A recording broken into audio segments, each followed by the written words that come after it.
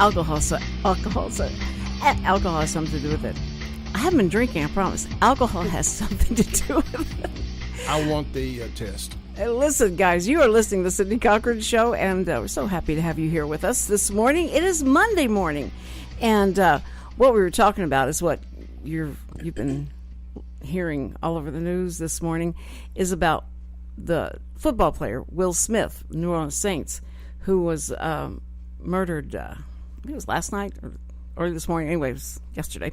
Was murdered for getting out and talking to the driver who rammed the back of his car, and the guy who was driving an SUV, not SUV, Hummer, and hit him.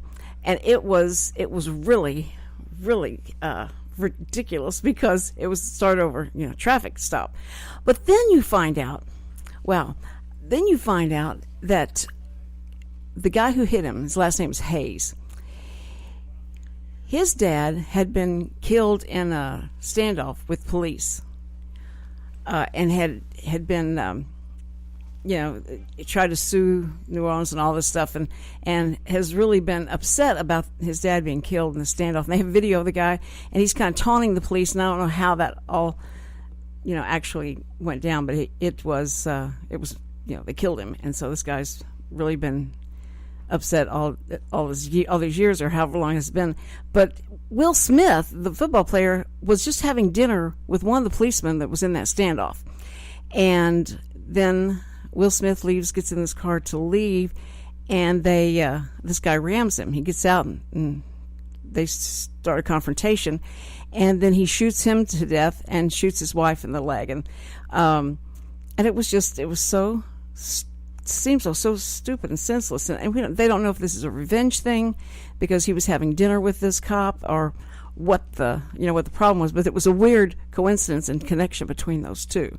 So I understand. I'm sure alcohol was so totally there as a common denominator, and that's what I was saying. Alcohol usually is you find that out and you go like, okay, that was the reason. They were out of their head. They were drunk. But he had just tweeted a picture with his wife saying what a great time they were having in New Orleans and how much fun it was. And I mean, when hours later he's gone. So they're all mourning that loss and trying to figure out what happened and how that could have happened. So senseless. So right off the bat, see the drama that's there in sports that I could have had Jimmy the C talk about. But I'm trying to hold Jimmy the C off because with Deanie here and all until Friday, so that we can talk sports later. But there's a lot of stuff going on in sports, and I think, I don't care about sports at all. I mean, sports, but I know my husband loves it. My son loves it. They talk about it and all that. So I wanted to bring a little bit of sports, just a little, testosterone to the mic, and that's what I was hoping for. And so now I'll just have to hold it off till Friday. But I thought that part was interesting. Anything like that has to do with, relationships, murder, things like that bring a little more, spice to the sports is good. I don't mean that for the family. I'm just talking about just in the salaciousness of it. We love that kind of stuff here on radio. And it's terrible. But our thoughts and prayers, as they always say in the media, our thoughts and prayers with the family. And that is true. We need to think about how horrible it was. Just stupid stuff. And if people would stop drinking, Bob, it would work. Bob Berry's with me today, Lieutenant Bob Berry. He's always with me on Mondays. He is Lieutenant Bob Berry from the Conroe PD. And along with Bob, here she is again, back by popular demand, Deanie Harmon. Deanie, thank you so much for being here. And Bob, thank you. Welcome, both of you, this morning for being here. Now, Deanie, as you remember, it's just a couple of weeks ago. Deanie was on with us on Monday, and it's perfect for her being with Bob because, they both have that background that they can talk in coded messages and all, and they'll go like and wink, and they go, yeah, I know what you're talking about, but I don't know what they're talking about. So I have them on. I'm trying to get into these in-depth stories with Deanie and her talk about her 17 years of undercover narcotics. She was a narcotics agent in 17 years undercover, and she was catching the bad guys. And so here she was, and she got in the early 80s, got into it. Yeah, I started in 1979 and graduated in 1980. Okay. So you were really in it at the time where there weren't many women in there, and so the men were being forced to accept this female factor. Man's world. Yeah, that's so true. And and the macho-nessism of that whole place. I just don't know how. I don't know how in the world you put up with it or stood it. But because I know how they are, how men are so one-dimensional in the sense that this is our world. You're trying to break into this. We don't need you, but they did need you because they needed assignments to go to a woman. Or a long time ago, and you remember in TV and the movies how the guys would dress up like females, and have to walk down the street and hope that this guy somebody would approach them and then they catch the guy. But it's so much more complicated, and they have to have so much more evidence and proof and all that stuff now. So they send in a real live female. Tell me the difference, Deanie, between the Vice and Narcotics. Are those two separate divisions, or is it kind of all mixed? Well, there are two separate divisions with two different types of investigations. One is dealing with narcotics, and the other one's dealing with prostitution, liquor laws, liquor violations. So it's, they're two. For Houston, they're two different divisions. So we didn't, in narcotics, we just strictly did narcotics investigations. But if you were in Vice, then you had a overall prostitution, liquor laws. But it seemed like they would lap over because of drugs being the element in both of them, right? There is, but, as far as Houston goes, they kept those two divisions separate. And because you're dealing with two different types of laws. Okay, but the people that use a lot of drugs, or that the prostitutes that use the drugs, and and all that once you guys catch people with the drugs, if they are in prostitution or in something else, do you hand them over, or the conviction stands the same way, or how does that happen? Well, if on the way narcotics works, a lot of time is off information. Right. It's off of information that comes through Crime Stoppers or over the phone, or a lot of times you might even have an informant into your investigations. And if you have an informant, then that's how you work it. And usually sometimes if they're arrested, like if they're arrested for prostitution and they come up and say, hey, I know a house that's dealing drugs, and so then that's when narcotics gets involved. Okay, now the informant is an interesting thing because that's also played up and dramatized in the movies. That this guy, if he gets caught being an informant, what's going to happen to him? So they try real hard to meet with him and clandestine type of atmosphere that you see. That to be an informant, how do you talk somebody into do that, or do they come to you and say, please, if you'll let me alone or not deal with me, I'll give you a lot of information. Some has to deal with if you arrest a narcotics violator. Some of them go, look, okay, I can give you information about other different locations or other different drugs. And then some people just come to you and go, look, I'm tired of this guy. He's a friend of mine. He's been dealing dope for all his life, and I want to turn him in, Now, with Houston, we paid for information. And we had informants. We had one informant I'll never forget. I mean, he was a career informant. That's how he made his living. He went undercover, deep undercover. He was paid not only by us, but other different agencies. This guy made over $100,000 a year being an informant. What? And he was good at it. Those are very rare informants. Usually you get an informant that gives you information. You turn the information, and then you're done with them. But this guy, he could get into anything and bring it to the table every time. Well, he was good, desperate not to get caught. And he was paid by a lot of agencies. So, and I know that's not on the want ads or anything, but how do they get that out that hey, we're looking for a new guy and he needs to be college background, or how they qualify somebody? Is that just through the street?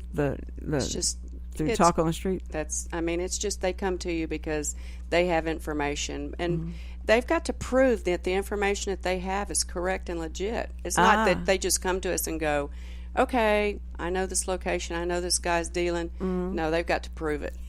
So money does talk. That's Money does talk. And the police say now, with this money, you're going to have to buy groceries, get an apartment. Do they put qualifications on the money and like what they have to do with it, or they just give them the money and let them? Well, no, they've got to do the case. They've got to provide and put the case on the table and put the dope on the table before they're paid for anything. The case has got to be completed, convictions along with it, and then they're paid.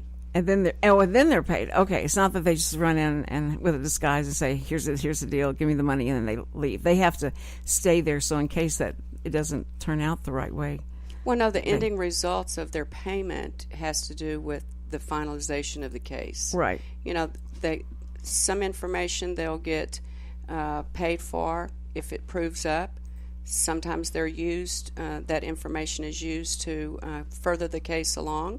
And then, but the ultimate, when their final payment is usually after there's a conviction on the table and they've brought dope to the table. So it's not just we'll give you information here.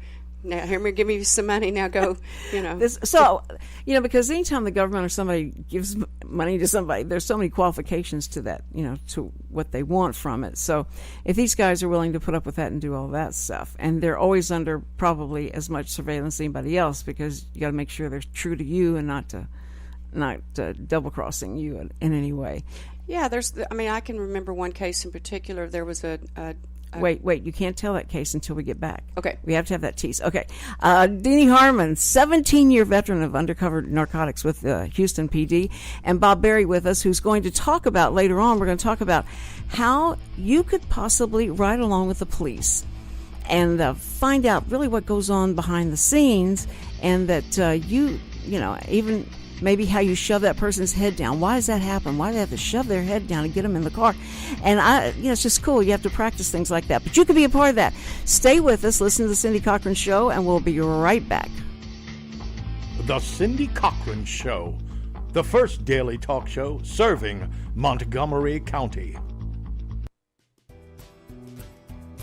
Heaven's Army of Resources and Recreation Center is a 501c3 nonprofit organization featuring a 10,000 square foot building located at 19325 FM 1485 West, New Caney, Texas. At Heaven's Army, we offer over 26 different services free for all ages, from karate, dance, drug and alcohol classes, anger management, parenting, food and clothing pantries, to just name a few. We are supported solely by volunteers and private donations. Our main mission is to glorify God in all that we do. At Heaven's Army, we strive to be a hand up, not a handout. Come check us out at 19325 FM 1485 West, New Caney, Texas, or call for more information at 281-689-5864. You may also learn more about Heaven's Army by visiting our website at heavensarmyofresources.com.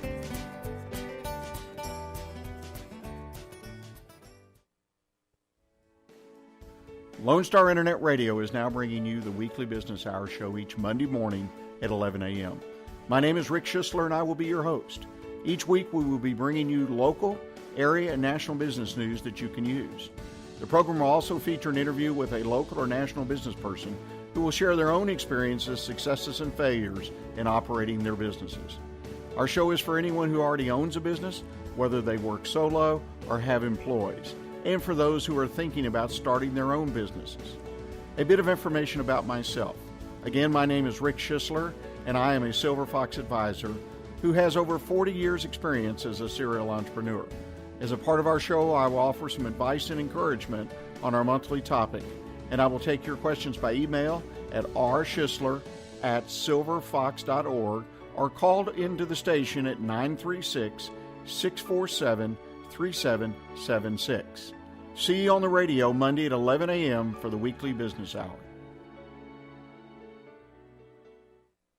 In a world where everyone with a smartphone is a photographer, unique images still stand out in local newspapers, magazines, and on the internet. Writer and photographer Brad Meyer has gained a reputation for innovation and quality, specializing in an editorial approach to portraits and event photography. For information, visit BKMEYER.com, or call 281-221-4812. The Cindy Cochran Show. You ain't heard nothing yet. And we're back. It's Monday morning, and boy, it's going to be an exciting Monday morning because we have with us Deanie Harmon, who is she's retired now, but she was 17 years undercover narcotics agent. One of the first women, that got into this big time because Houston, let her in, and being one of the largest cities, this was... Wait a minute, not let me in. I had to qualify. Oh, I am so you did have to qualify. But then when you took that wig off, and then they said, wait, this is a girl. Wait a minute. You can't have a girl in it. No, they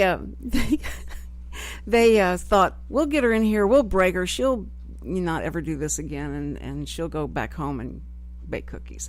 But I think, because I remember that time, that time when we're trying to break into different things, and how difficult that was, and how really mean and condescending the men were. It was just strange. But I had a husband who was 7 years older than I was, so it was easier for me to get through some of those things, because I said, I got this. I know how to act and how to react, because my husband came from the 50s, and that's how he thought about women, and so it was pretty interesting. I think, though, that in the position you put yourself in, it's like you didn't go in there to be a desk clerk or something like that, so that no harm could come to you in that sense. But you're going to put yourself right out there on the street with them, with these dangerous criminal people and the elements and all that underground world where it's just you have to understand. I was raised around a family of 12 boys. That had to help, yeah. And so,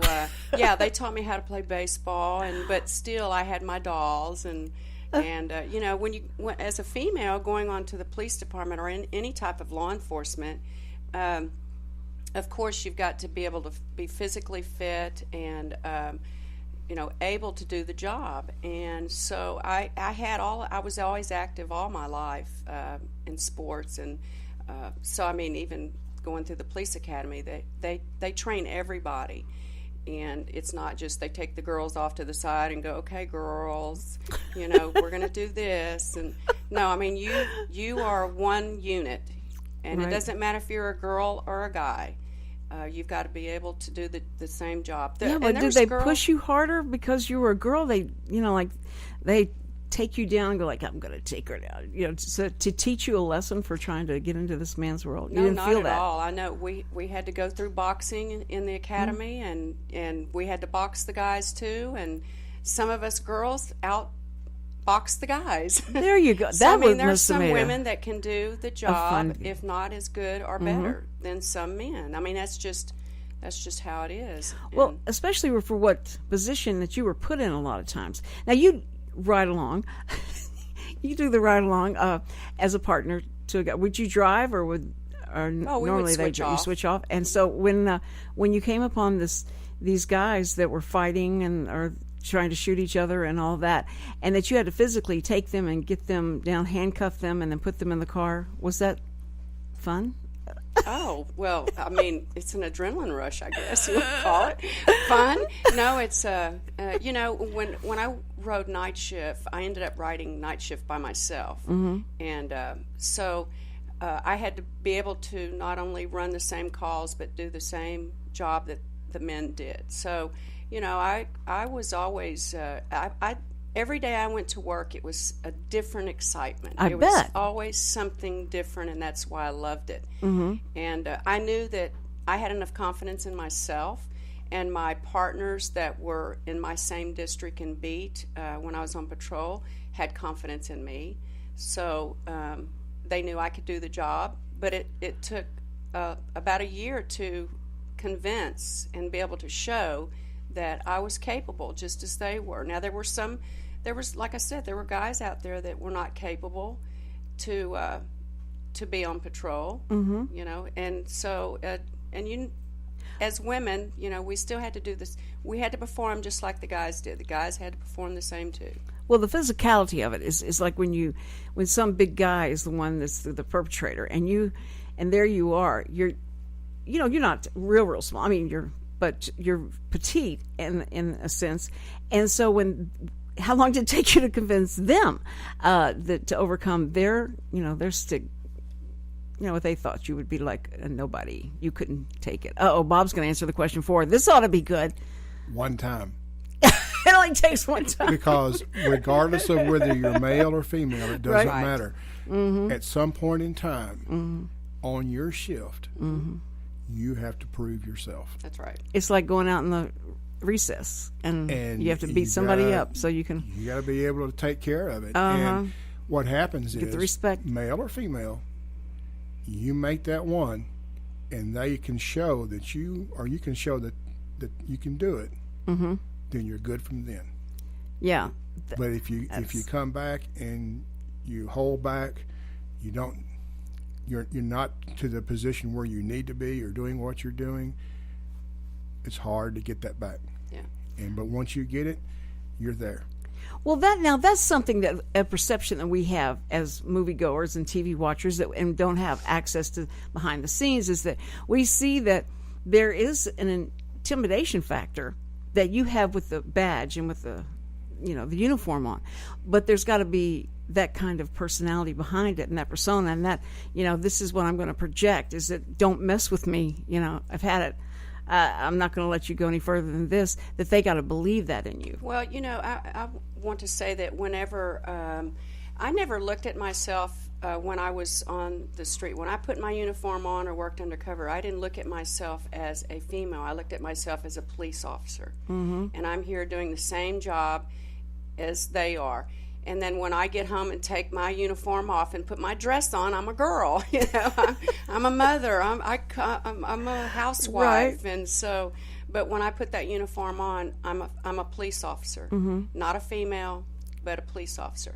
And so, it's back in the 80s, the public's persona of women. I can remember going on scenes and they look at me like, a female? What's a female police officer doing here? They just didn't see women. Mm-hmm. And I can remember getting arresting a DWI guy one night, and he's like 6'2" and was 200 and something pounds, and here I am 100 pounds soaking wet, and he looked at me like, okay, she must be pretty badass to be able to be in this uniform. I better behave myself. He actually helped me put the handcuffs on him. So I mean, you got a lot of respect because you were a female back then, because they weren't real for sure about, here's a female on night shift patrol, and it's like, whoa, I better do what she said. But you go in and you take command of the situation. You take command of the situation. You let them know who's boss. Mm-hmm. Then you get a lot of respect from that. Back then, now I'm not sure about today. and then. You get them up against the car and you're getting ready to handcuff them. Yeah. And you go whisper into their ear, don't make this go worse than what it already is. Exactly. And don't make it go worse. And it works. And back then, women, I had to search them just like the men did. Pat them down. All right, now let's talk about that. That's interesting to me. When you go up to the inner seam of the men's pants, are you patting that down? What are you doing exactly there? You should see the look on her face. While she's laughing, I'll tell you the answer is yes. You know what? I have had my hands between so many men's legs. I had one guy one time that said, "Could you pat me down one more time?" I went ahead and obliged. No, you'd be surprised what can be. Great. Not only women, but not only men, but women too. You'd be surprised what you can find between the legs. They're concealed guns. And that's the whole thing, is that we're looking for safety. It's not, I'm just patting him down.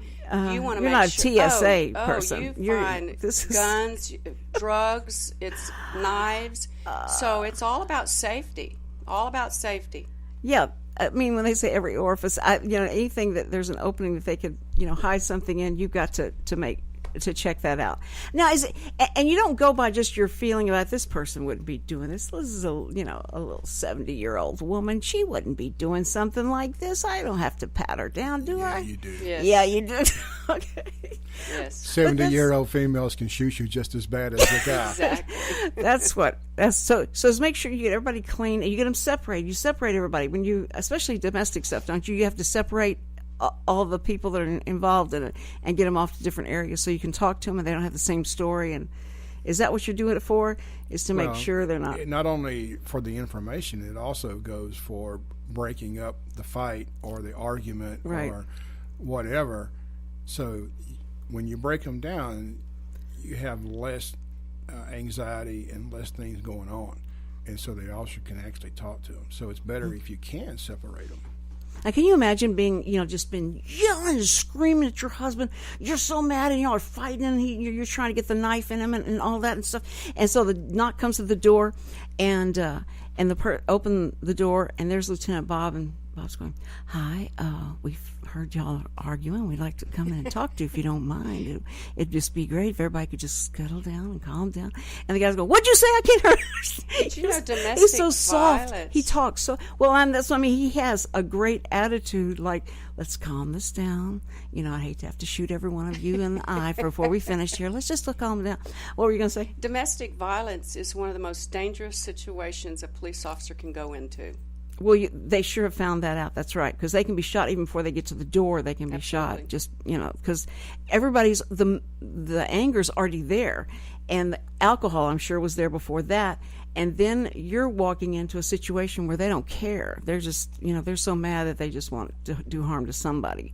And but I think police officers, it just amazed me that, and going to have to tell someone that someone's died. Like the two things that they probably hate to do the most is one, walking up on a domestic deal, and doing that. We got to go to a break, and we'll be right back. It just flies. The time just flies whenever you guys are here. It's so much fun. We'll be right back with Deanie Harmon and Lieutenant Bob Berry. The Cindy Cochran Show, real reality radio. Hey, this is Cindy Cochran, and now Conroe can boast of another first. The first morning live talk show, 10 to 11 a.m. Monday through Friday, right here on Lone Star Internet Radio, coming straight out of the fabulous downtown Conroe, Texas. Be the coolest guy at the water cooler, or the most informed break room dweller by listening to the fun side of the news, local, national, infinity, and beyond. The Cindy Cochran Show, you ain't heard nothing yet.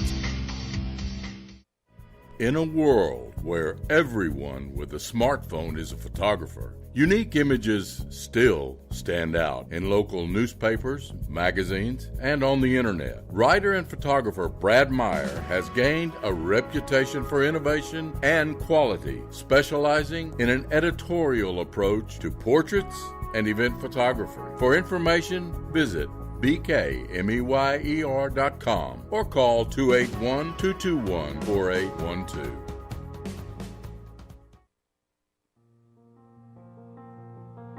The Conroe YMCA's benchmark adaptive programming for kids and adults is Leap of Faith. Leap of Faith is an equine-assisted therapy program serving children and adults with adaptive needs. The riders in our Leap of Faith program are working to address and manage specific aspects of their lives impacted by illness, injury, or disability. The Leap of Faith program has experience working with riders who are living with attention deficit or other hyperactivity disorders, hearing impairments, visual impairments, developmental delays or disabilities, autism, Down syndrome, multiple sclerosis, muscular dystrophy, head traumas, brain injuries, and paralysis. Our program uses horseback riding to develop self-confidence and self-esteem, to increase upper and lower body strength, assist in respiratory issues, and establish a trusting relationship between the rider and their horse. Not only do these activities aid in the physical and mental development of the rider, but they also foster self-reliance and independence. For more information regarding our program, to become a rider, or to volunteer with a great group of people, please call our Welcome Center at 936-441-9622 or visit our website at www.ymcahouston.org. www.conroe.org/Conroe. Are you interested in learning more about preparing quick, healthy, and safe meals for your family? Would you like to spend time with others learning tips and tricks, along with practicing and tasting nutritious food? If so, the On the Road to Healthy Living Mobile Cooking School is for you.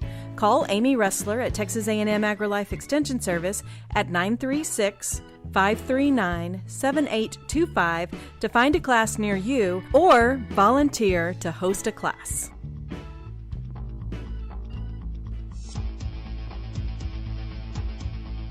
The first daily talk show serving Montgomery County. That's right. The Cindy Cochran Show is that first radio program that's serving Montgomery County every single morning, and we talk about all different types of things. So it's, like we're having now doing talented kids and their stage mothers, and you think, and that's pretty dangerous. No, but not. I say that you have them on, and we're going to let them perform and give them a vent to be able to vent their talent, and let the stage mothers just talk about how great their kids are and stuff like that, and why they should be stars. And it's just fun. And we had little 4-year-old Braylon Donahoe on, and she sang Uptown Funk, Hello by Adele, and then Frozen, Let It Go. We tried to talk her out of that one, but she had to do it. And we put it at the last of the program so everybody would be stuck in their head again for the next year. But anyway, so we do everything on this show, but it's every morning, 10 to 11, and you are very welcome to call in whenever you want to, or Facebook me. We're probably going to go to where we just Facebook, and you can type in your questions or your comments on Facebook, and or you can sit in our peanut gallery that we have live out here. They're almost live, that we have a bench for people to sit there, and they can listen to the show if they want to and watch what we do behind the scenes. It's so much fun that you don't know what people are actually doing that you'd be embarrassed to find out. Anyway, Deanie Harmon was telling us about the scary parts of being a police officer. Bob Berry says right before we come back, and you have to guess what the rest of the part of the story is, he goes, there's 2 ways to learn. And then he goes, okay, Cindy, 3, 2, 1. And I'm like, what was that? It's like in that movie where he goes, there's one thing. If you just learn this one thing. Okay, but there's 2 ways to learn how to be a good police officer in a domestic violence situation. Is that it? Well, especially that. But more so, what they teach you in the academy is great, okay? And that's all you know when you get in that car, when you graduate from the academy and you get in that car, all you know is what they told you. Mm-hmm. And what you find out very quickly is there's a sharp learning curve. And you don't always do everything they say. Mm-hmm. And not saying they're wrong, but sometimes there's ways that are a lot better. And you find shortcuts that you can get to, and things that you learn with your experience. It keeps you away from getting into fights or further into. Yeah. Well, and not escalating the whole matter. How you keep from escalating thing when you're in a situation where you have got to have your the adrenaline running so high yourself because you don't know what's behind that door. They open the door, and if somebody gives you an attitude and all that, that's all you need. It's like, come on. But for you to be strong enough and experienced enough to say, I can take this down. I can ratchet this thing down really fast. I know how to do this. And like you were saying, you separate them like the boxers. You get them in different rooms or different areas where they can't see each other and feed off of each other's whatever they're saying about the other one. But Deanie, and as a woman, now I can see a woman with some instincts that could override what a man could do in situations like that. Did you find there was any difference, the fact that you could walk in and get something ratcheted down faster than a man could? Well, I think that when you go into a situation like a domestic, the people they just see that uniform. Mm-hmm. That's all they see at first. Mm-hmm. And once we have to be able to assess the situation very quickly. And so once you get in there, then as partners that you've worked with for a long time, you kind of know what each other's going to do. So as a female, you know, we always try to handle the females and the children, and the males try to handle, you know, the male situation. So, you know, it's just a matter of who you're working with that day. You know your partners pretty well, and how to diffuse that situation as quickly as possible. And that's separation. Get them separated. That's amazing, because there's not. I guess do you have things in training where you role play, where you have some people fighting, and you know, like a couple fighting and all that, and they test you on how you can go in and change the situation or the environment? Do you have training like that? We do role playing. We do have role playing, but the problem is, it's like when you're a football player and you're in training and you're going for the next game for that week.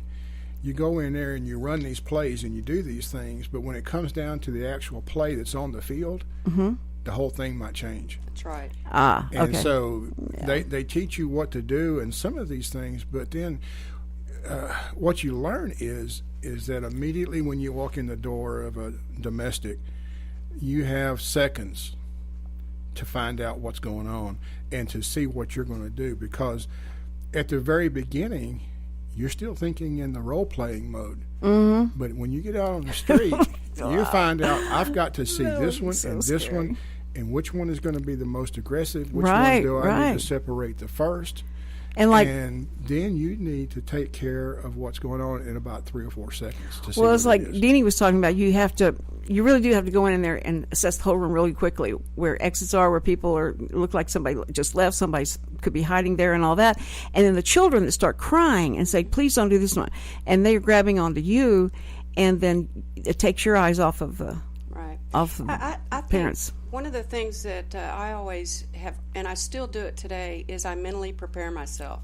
When I get that call to go into a domestic, let's just say, since we're talking about that, I would always prepare myself. What if this? What if this? What if that? And my partner, if I have a partner, we'd always, okay, if this happens, you know, it's just kind of getting yourself mentally prepared, even though when you go into the situation, it may be just totally different. However, you're still getting yourself mentally prepared. You're just not walking up there and, you know, going into the situation. Because, like Lieutenant said, you've got to assess that. You've got a few seconds to assess everything that's going on. So if you stay mentally prepared, it keeps you more safe. You know, Deanie, we've been talking about that for, I guess, a couple of years since you and I have worked together. Bob has on the radio, and talking about being prepared, assessing the situation, even if it's going to the grocery store at Kroger's, is to look around and see who's around you, and that still doesn't work. I still can't remember where the car was. I remember who was around me, but I can't remember where the car was. No, I have become so. I talk to myself like, okay, we're pulling in now. What do I see ahead of me? I see the W on the Walmart, so I know I'm down this lane, and that's where I'm going to park, and I'm going to make sure I'm able to walk right out there and be confident where I'm going. But being aware of things, and, you know, I think what you're saying, this fascinates me about the subconscious mind. What you're doing is you're training and you're programming the subconscious mind to react to certain triggers that you're going to see. And people can do that with everything in their life. It's amazing. Once you've learned that, like at the police academy, you know I can apply that to this or this situation or that situation. I play the different scenarios that could come up, and then I'm ready to respond immediately. I don't have to think about it or be caught off guard or anything like that. Although, you, like what you said, the unexpected is always what you expect, because you never know what's going to happen. I want to know, I'm going to ask you this question, Deanie. When were you the most scared in the situations you were put in as an undercover narcotics agent?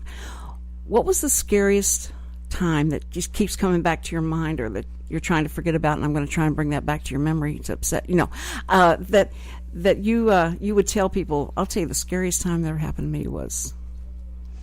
Well, you know, every situation is scary, because and once I've always believed that if I didn't go into a situation and not be scared, then I need to get out of the job. Ah, very good. So every situation that I went into was scary.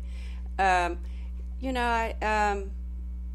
I have to say that it wasn't actually the situation that scared me the most, it still brings I think about it still to this day, is I was in an undercover situation. I was buying 6 ounces of Coke from a doctor, and we were in a parking lot in my vehicle, and the bus signal was the money's in the trunk and I'm going to go to the trunk. So we've got surveillance.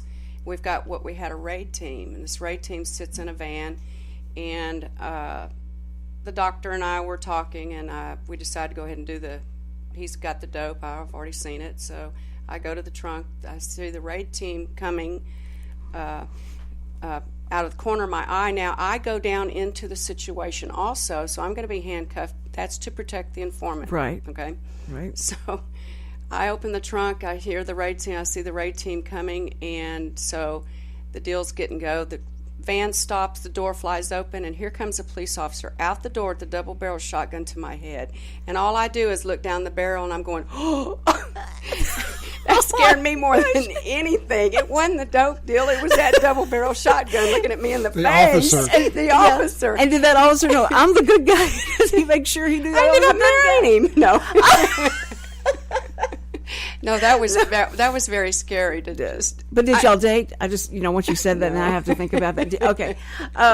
But that would be, how, it's like making sure they all know what they're supposed to do. You did go through training, right? And you do remember, I'm the one that would be horrible. Did you know the guy? I mean, did you know who it was who was holding the gun? Oh, yeah. And you have to be friendly to everybody, I guess. yeah. You have to make sure you're all good That's friends your before you partner. start. Because that would be scary to not know if it's going to go off, or he just gets too excited and goes bam, and then lets it go. But now the doctor, that was interesting. So it was the doctor selling you the narcotics, and did he, when he had pulled him out, did he see you being handcuffed and being arrested?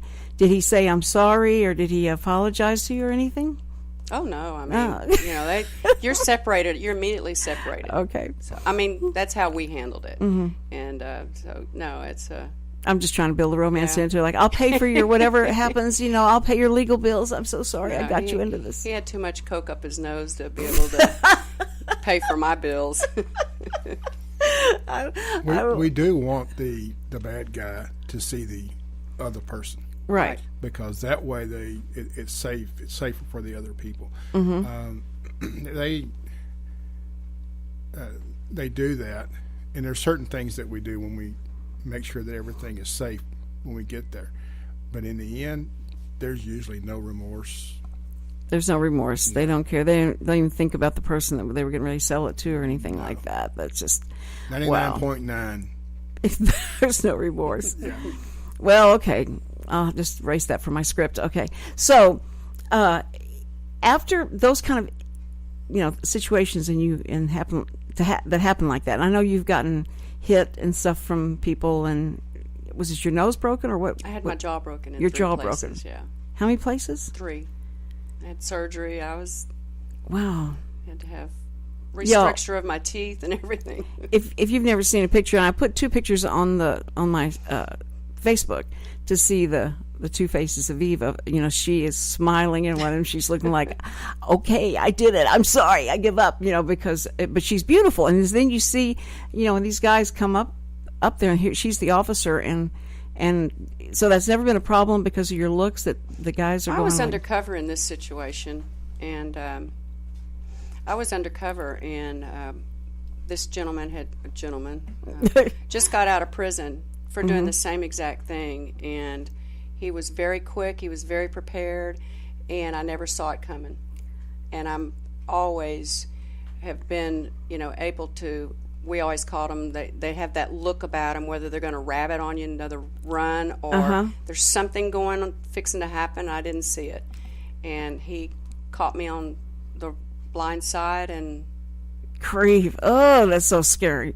Well, I got a rabbit right now to a break, and we're going to be back, and we're going to talk about how you could actually sign up and do some your own police academy training, and then be able to actually ride along with the police some night. Okay, we'll be right back on the Cindy Cochran Show to find out how you can do it, and even teens are able to do this. So don't go away. Come right back. The Cindy Cochran Show, You ain't heard nothing yet.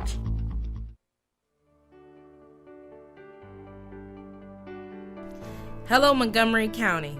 I'm Rachel Baldwin with Special Olympics Texas, Area 6. Are you a fan of courage? Are you a fan of determination?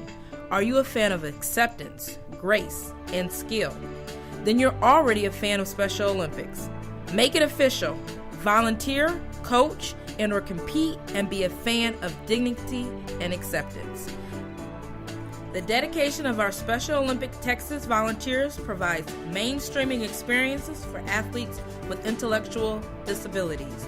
You will touch the heart of another person, and it will move you in a meaningful way that lifts the spirit.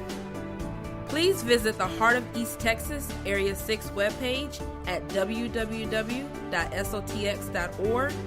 Also, like us on Facebook to be a fan and be part of Special Olympics Texas. Hello, I'm Bonita DeRosa, Animal Control Officer for the City of Willis. We invite you to tune in to Lone Star Internet Radio every first and third Thursday of the month at 11 a.m. for the Willis Hour. On the first Thursday of the month, the Willis Hour will be covering upcoming events and news about the city. Join in the conversation with your city officials and other leaders in the community.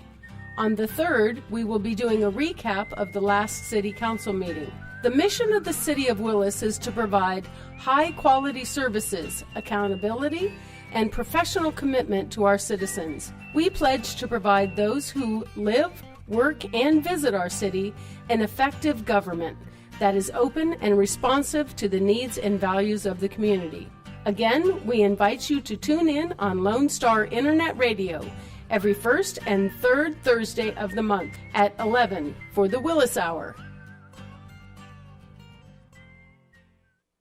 In a world where everyone with a smartphone is a photographer, unique images still stand out in local newspapers, magazines, and on the internet. Writer and photographer Brad Meyer has gained a reputation for innovation and quality, specializing in an editorial approach to portraits and event photography. For information, visit bkmeyer.com or call 281-221-4812.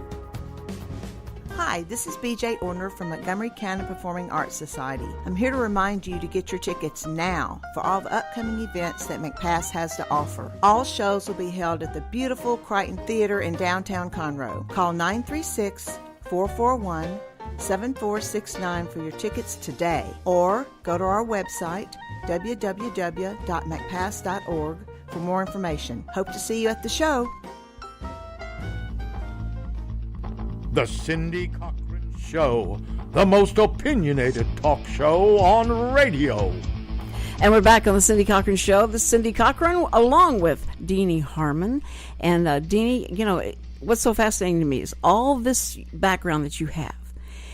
You are so talented, not only in that field, but the fact that you play like 5 different instruments, and then you also you have a business of elderly care, right? Mm-hmm. And then you also on the side, when she has a few minutes left over, she's designing sets at the Crichton Theater, and for the new play that's coming out this weekend. It starts this weekend. Mm-hmm. Rumors. And so, you know, it's going to be a fun play. It's going to be. I saw one of the guys that's in it, Brad Meyer, had done a picture, some of his publicity pictures, and put them online, and we're looking at him, and I said, I gotta have him on the show. That's, you know, he needs to be on the show. He looked really like a great character for that. The cast is amazing. I sit through rehearsals every night, and it's hysterical. I laugh every night. I mean, it's going to be a great production. Mm-hmm. Starts this weekend through May 1st. Yes. So everybody's got to get their ticket quickly and go to absolutely. You can go to Crichton's website, or you can come up and buy the tickets here at the theater. The theater is so beautiful. It's just gorgeous. Or you can go to Stage Right and get the information. Yes, too. Stage Right Productions, right, and get the information. So you guys be looking forward to that. And tomorrow, just to double down on it, we've got Travis Bryant's going to be here. Travis is an amazing director. Yeah, and hopefully he's going to bring a couple of cast members so they can tease us with a little bit of the dialogue. But anyway, so everybody be looking for that. Rumors, and you'll see her design. You've heard her, now you'll see the other talent that she has and the effects of doing stage design. That's just amazing. So, set design. Okay, so we want to talk about teenagers. This is so great.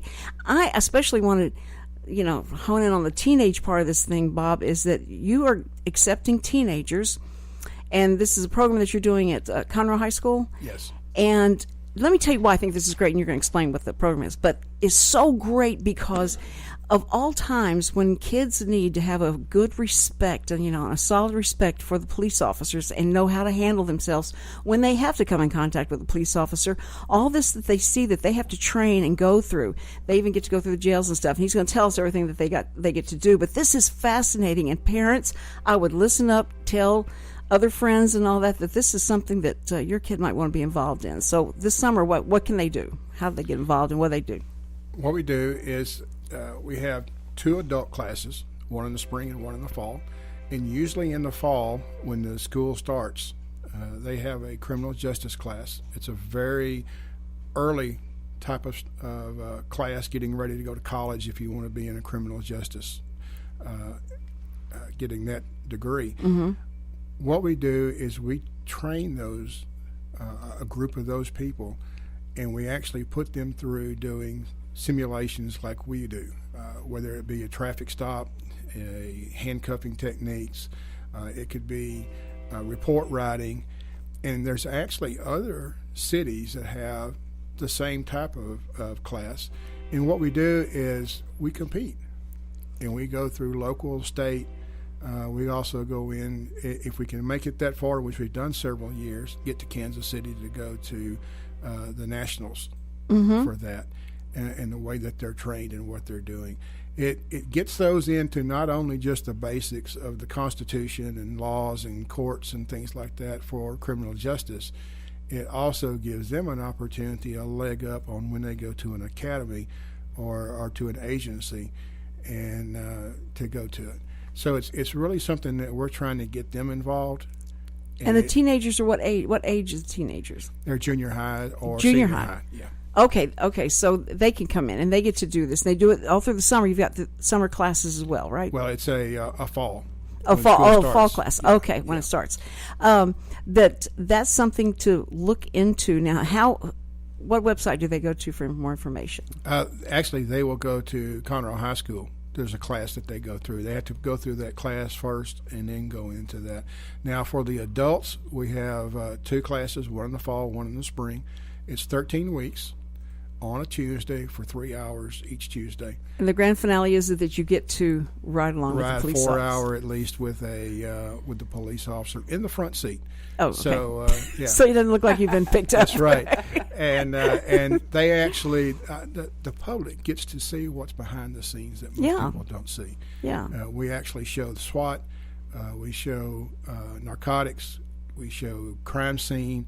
We don't have those aluminum cases that they carry on TV. Oh, okay. But we show you exactly how it goes and what happens.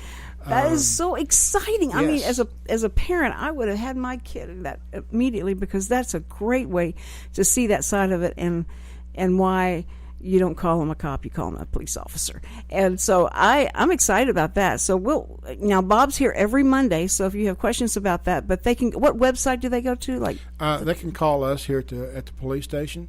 Okay. I can give you a number that you can get an application if you're interested. And can you post that to my Facebook? Sure. And then the people can go to my Facebook. Absolutely. The Cindy Cochran Show is the Facebook name, and that would be great. That's so exciting. I just you guys, thank you so much. You just make Mondays so exciting, because usually Mondays, the drab Mondays, not with you guys here. This is exciting. Deanie, thank you so much, and I can't wait to see the play and see all the stuff that you've designed and what you've done.